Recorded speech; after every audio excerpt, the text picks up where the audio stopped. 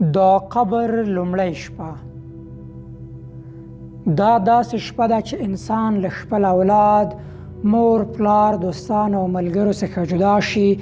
په وحشت او تنهایي کې د لومړي ځل لپاره شپه تیروي چې هلته نه خندا، نه استراحت او نه خوب وي.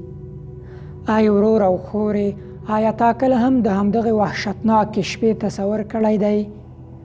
دا هغه شپه ده چې له ویرې پیغمبرانو، صحابه کرامو او د اسلام سترو علماو ژړلي دي. دا هغه شپه ده چې شاعرانو یې په ویر کې شعرونه ویلي دي. دا هغه شپه ده چې یوازې تصور او سوچ د نړۍ هر څه هیروي، انسان په فکرونو او سوچونو کې لاهو کوي او د ژوند خوږې شیبې ترخې کوي. ای ورور او خورې، که ژوند د هر څومره اوږد چې دا ترخه شپه درپسې ده او د قیامت تر ورځې پورې ستا کور دی. دا هغه خاورین ټاټوبی، هغه تنګ ځای، هغه تیاره غار دی چې لوس وي نو د انسان ورڅخه کرکه شي. که پټ شي او انسان پکې بند کړل شي نو څه حالت به یې وي. ای ورور او خورې، قبر د تیارو هغه ډک کور دی. که هلته ته هر څومره په تکلیف وي، که هر څومره په عذاب کې، نو ستا فریاد څوک نه اوري. دوستان او ملګري به دې نه وي چې تا سره مرسته وکړي. مور، پلار، خویندې او وروڼه او عزیزان به دې نه وي چې زړونه یې در باندې درد وکړي. ای ورور او خورې، مخکې له دې چې قبر ته ولاړ شي پوره چمتوالی ونیسه، ځکه الله تعالی فرمایي تر دې پورې چې کله له دوی څخه کومې ورته مرګ راشي نو وبه وایي: ای زما ربه، ما همغې دنیا ته بېرته ولېږه چې زه ورڅخه راغلی یم. آیا موږ کله هم دا تصور کړی دی چې کله موږ په قبر کې د بېرته تګ غوښتنه وکړو او راته وویل شي نه، هېڅ کله بېرته نشي تللی، اوس توبهګار شوې، اوس په ګناهونو پښیمانه شوې، اوس د نیکو عملونو په ارمان شوې، همغه ژوند ستا چانس وه، تا خپل چانس له لاسه ورکړی دی. هغه کومه ګناه وه چې تا په خپل ژوند ونه کړه؟ آیا ته یوازې د خوب، خوراک او څښاک لپاره پیدا شوی وې؟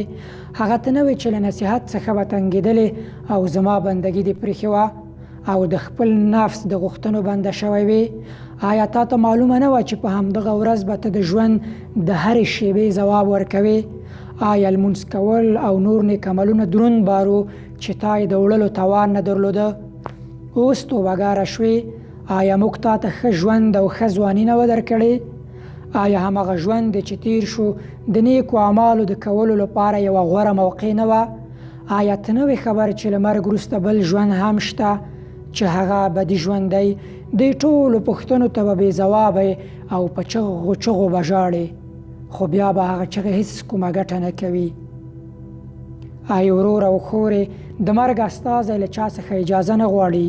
هغه ته پاچا او ګدا، امیر او فقیر، ځوان او بوډا بې تفاوته دی. د چا مراعات نه کوي، د چا کورني مجبوریتونه په پام کې نه نیسي. چې د چا نصیب وي همغه رانیسي. د مرګ استازی پاچاهان له قصرونو څخه راباسي، فقیران له جونګړو څخه، تنکي ماشومان د میندو له غېږو څخه، هغه ځوانان او پیغلې چې نوي ودونه یې کړي وي له پالنګونو څخه، ناروغان له روغتونونو څخه. د مرګ په چا زړه نه سوځي، مرګ د چا پروا نه لري. مرګ تل توره په لاس په بېرحمۍ سره د هر چا غاړې غوڅوي. ای ورور او خورې، راځه چې د ژوند په دغه پاتې شیبو کې د قبر د لومړۍ شپې د تیارو د رڼا کولو لپاره یوه شمع ولګوو. که فکر وکړو نو په دوکانونو او د کاروبار په ځایونو او په خپلو کورونو کې مو د ښه ژوند لپاره د سپینې رڼا قیمتي او رنګارنګ ګروپونه لګولي وي.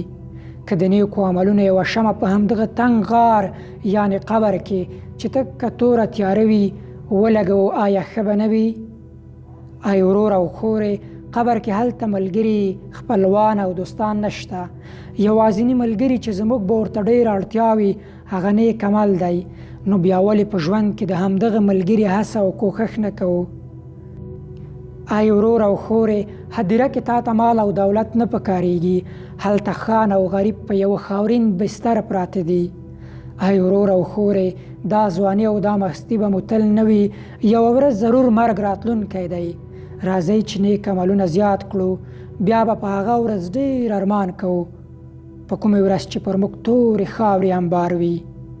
راځئ چې هدیرې ته د عبرت لپاره ولاړ شو. هلته نورو مړو ته د دعا ډالۍ یوسو. هغوی تل زموږ دغې ډالۍ ته سترګې په لار وي. دا هغه خلک دي چې یو وخت زموږ په شان په دې دنیا کې ژوند کوو، په همدغې ځمکې ګرځېدل، تګ او راتګ یې کوو، خو اوس بېوسه او ناتوانه په سپېرو خاورو کې پراته دي. الله جل جلاله دې موږ او تاسې ټولو ته د نیکو عملونو توفیق راکړي او الله تعالی دې موږ او تاسې د قبر له عذاب څخه وساتي. هغه تنګ ځای دې راته پراخه او ابدي ژوند مو دې په جنت کې کړي. آمین یا رب العالمین.